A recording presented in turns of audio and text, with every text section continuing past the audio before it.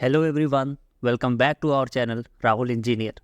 आज की इस वीडियो में हम लोग बात करेंगे कि कोचिंग इंस्टीट्यूशंस की रियलिटी क्या है। ऐसे बहुत सारी बड़ी बड़ी कोचिंग्स हैं जिनके बहुत बड़े ब्रांड हैं, कोचिंग के नाम पे ब्रांड है, जो एजुकेशन के नाम पे, पढ़ाई के नाम पे सिर्फ और सिर्फ बिजनेस करते हैं, कैसे स्टूडेंट्स को बेवकूफ़ बनाते हैं एंड तमाम चीज़ें, उनके पीछे क्या रियलिटी है, क्या काली सच्चाई है, उस पर बात करेंगे। वीडियो में आगे बढ़ें उससे पहले अगर आप चैनल पर नए हैं तो प्लीज़ सब्सक्राइब करिएगा एंड बेल आइकन भी प्रेस करिएगा। तो स्टार्ट करते हैं।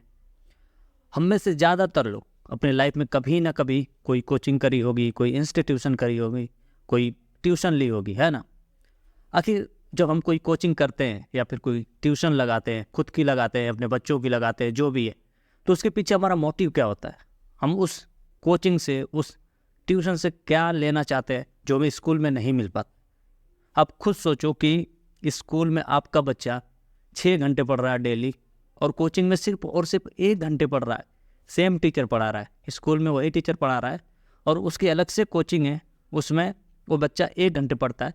और आप हमेशा इस बात की तरजीह देते हो, इस बात को आप बढ़ावा देते हो कि आपका लड़का कोचिंग में क्या सीख रहा है। आप स्कूल में उसका भले चेक करें ना करें कि स्कूल से उसका परफॉर्मेंस कैसा है, बट आप कोचिंग पे ध्यान देते हो कि कोचिंग से वो क्या सीख रहा है। क्यों? आखिर ऐसा क्यों होता है? क्योंकि हमें लगता है कि कहीं ना कहीं स्कूल में ज़्यादा बच्चे होते हैं और ट्यूशन में होते हैं कम, तो ट्यूशन में हमारे बच्चों को ज़्यादा अटेंशन मिलता है या हमें ज़्यादा अटेंशन मिलता है, इस वजह से ट्यूशन को हम प्रायोरिटी देते हैं।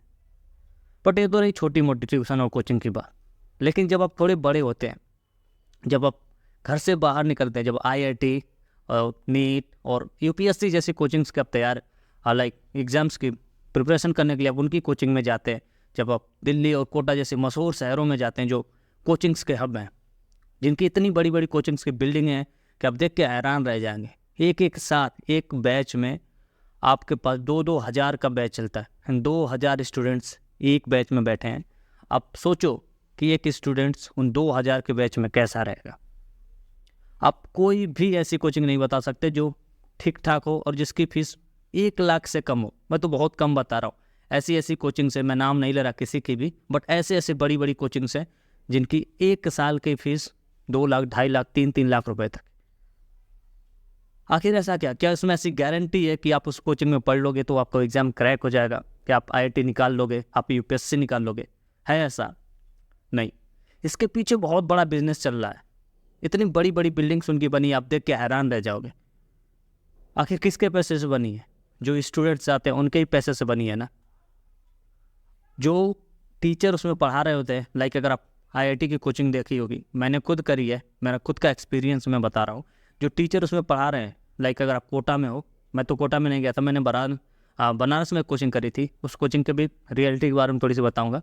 बट जो कोचिंग्स में मैंने IIT का देखा, मैं IIT का ही बताता हूँ कि जो IIT की कोचिंग्स में टीचर पढ़ा रहे हैं वो ऐसे टीचर है जिनकी, जो कहीं बाहर किसी अच्छी कंपनी में कम से कम 50 लाख 60 लाख के पैकेज पर जॉब कर रहे होते हैं, और वो उस जॉब को छोड़ के सिर्फ और सिर्फ उस कोचिंग में पढ़ाने आते हैं। और कोचिंग में कितना पढ़ाते हैं? 4 घंटे 6 घंटे। उस 4 घंटे 6 घंटे की उनकी पैकेज जो होती है करोड़ों की होती है। करोड़ों रुपए एक कोचिंग दे रही है, बताओ। यानी उस कंपनी, जो कंपनी का हज़ारों करोड़ का टर्नओवर है, उस कंपनी से भी ज़्यादा वो टीचर्स को पैसा दे रही है। आखिर क्यों? पैसा आ रहा है इन बच्चों से, तभी तो। वो क्या करते हैं कि पहले तो जब आप किसी कोचिंग में जाते हो एडमिशन कराने के लिए, तो एक फॉर्म भरा जाता है जो आपका एक प्री टेस्ट होता है, जो देखते हैं कि आप किस काबिल हो। क्योंकि उन्हें आइडिया लग जाता है कि आप किस काबिल हो आपके मार्क्स देख के। तो जो इतने क्रीम बच्चे होते हैं, लाइक जो एकदम इंटेलिजेंट होते हैं, जो माइंड से साफ होते हैं, उनको एक अलग बैच में रखा जाता है। उनके बैच में ज़्यादा भीड़ भाड़ नहीं होती। उनका बैच 25-30, मैक्सिमम 20-25-50 ऐसा ही होता है। 2-3 बैच बना लेंगे वो 20-20, 30-30 के, ठीक है। उनको अलग से अटेंशन दिया जाता है, सारी तैयारी, सारी मटेरियल, सारा कुछ उनके ऊपर फोकस के साथ लगाया जाता है। लेकिन जो बाकी के बच्चे हैं, क्योंकि उस कोचिंग में एक साथ 10,000 15,000 बच्चे पढ़ रहे हैं, और उनमें से सिर्फ और सिर्फ 50-60 ऐसे स्टूडेंट्स हैं जिनके अलग बैचेस बने हैं, जिन पर पूरी तरह से फोकस दिया जा रहा है। उनको यहाँ तक इस बात से भी फोकस किया जा रहा है कि सिर्फ कोचिंग में नहीं, वो रूम पे अपने हॉस्टल में जाकर भी क्या कर रहे हैं, कितना पढ़ रहे हैं, इस चीज़ पर भी ध्यान दिया जाता है। बाकी के जो बच्चे बचे हैं आपके साथ, जो 18,000 17,000 जो बच रहे हैं आपके साथ, को 19,000, वो बच्चे ऐसे हैं कि उनको मतलब नहीं है कि उनका क्या चल रहा है क्या नहीं चल रहा है। उनके लिए सिर्फ वही रूटीन है कि आप बैच में बैठे हो, टीचर आया है, पढ़ाया है, थोड़े बहुत डाउट्स के नाम पे आपसे कुछ सवाल पूछता है, 1-2 डाउट्स बताता है। आप खुद सोचो कि अगर आपके बैच में 2000 बच्चे हैं, आप कितने डाउट पूछ लोगे। मैं खुद रहा हूँ, मैं तो एक छोटी कोचिंग में रहा हूँ, मैं बनारस में आईटी की तैयारी मैं भी कर रहा था 2013 में, और उस टाइम पे उस बैच में 800 बच्चे थे। अब बताओ 800 बच्चे में कोई क्या बात पूछेगा। 800 बच्चों के बीच जब बैठते हो आपका कॉन्फिडेंस ऐसे ही डाउन हो जाता है, आपको समझ ही नहीं आता कि आप पूछोगे क्या। तो कहीं ना कहीं ये धांधली चल रही है हमारे सिस्टम में कि कोचिंग के नाम पर इतने बड़े बड़े बिल्डिंग खड़ी करी जा रहे हैं, उन पैसों से अलग अलग कॉलेजेस बनाए जाते हैं, प्राइवेट कॉलेजेस, यूनिवर्सिटीज़ बनाई जा रही हैं प्राइवेट। और जो बच्चे नहीं होता है, लाइक ऐसा तो नहीं है कि गारंटी है कि आप उसमें कोचिंग में चले गए हो तो आपका हो ही जाएगा। तो जिनका नहीं होता वो क्या करते हैं, बहुत सारे, आप एक बार गूगल पे आप टाइप करके देखना suicide by students in Kota, आपको इतना डेटा मिलेगा कि इतने सारे स्टूडेंट्स हर साल सुसाइड कर जा रहे हैं। क्यों? क्योंकि वो इतना प्रेशर में रह रहे होते हैं। हम आप तो 1 साल कोचिंग करने जाते, बहुत सारे ऐसे बच्चों को लोग नर्सरी से कोचिंग करा रहे होते हैं आईटी की। 6-7 में पढ़ने वाले स्टूडेंट्स को भी वो आईटी की तैयारी करा रहे होते हैं, वो 4-4, 5-5, 6-6 साल से तैयारी करें।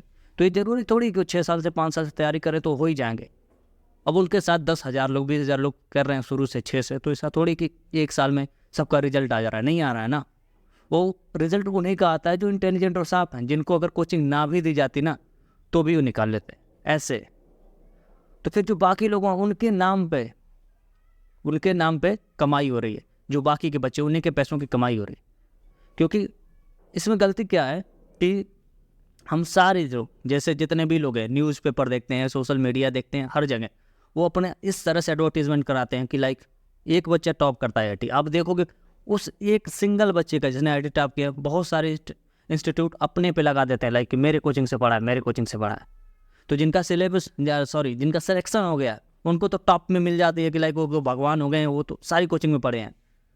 और हम भी देखते हैं कि जितने टॉप कर रहे हैं, जितने भी स्टूडेंट्स टॉप कर रहे हैं, किसी न किसी कोचिंग से रह रहे हैं। जितना कि कोचिंग्स आपको न्यूज़पेपर में दिखाएंगे इतना सारे सिलेक्शन हो गया, कि हमारी अकेली कोचिंग से 1000 सिलेक्शन हो गया, हमारे अकेली कोचिंग से 500 सिलेक्शन हो गया। तो आप खुद देखते हो, आपके माइंड में ऐसा बैठ जाता है कि कहीं ना कहीं आपको अगर सिलेक्शन लेना है तो आपको इस कोचिंग में जाना पड़ेगा। चलो इस एक पर्टिकुलर कोचिंग में नहीं, लेकिन किसी ना किसी कोचिंग में आपको जाना ही पड़ेगा, क्योंकि जब तक आप कोचिंग में नहीं जाओगे आपसे नहीं क्रैक होगा। आपके दिमाग में ऐसा बैठ जाता है, मेरे दिमाग में भी ऐसा बैठा, क्योंकि मैं तो उसके पहले जानता भी नहीं था।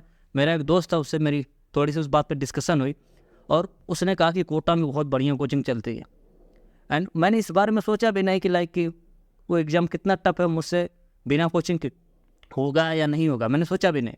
मैंने भी डायरेक्ट यही सोचा कि मुझे भी अब इसकी कोचिंग करनी। चलो ठीक है, कोटा जाने तक मेरे पास नहीं पैसे हैं, कोटा में ज़्यादा महंगी है, तो मैं थोड़ी सी सस्ती जगह ले लेता हूँ। लाइक बनारस और यहाँ की कोचिंग अभी थोड़ी सस्ती है वहाँ से कोटा के कंपैरिजन में, तो मैंने सोचा यहाँ से ले लेता हूँ। लेकिन सारे जगह का खेल सिमिलर है। अब मैं अपनी कोचिंग की बताता हूँ कि जिस कोचिंग में मैं पढ़ रहा था उसमें हमेशा मॉक टेस्ट होते हैं। कोचिंग में जब एग्ज़ाम आने वाला तो उसके कुछ महीने पहले से ही चलते होते हैं।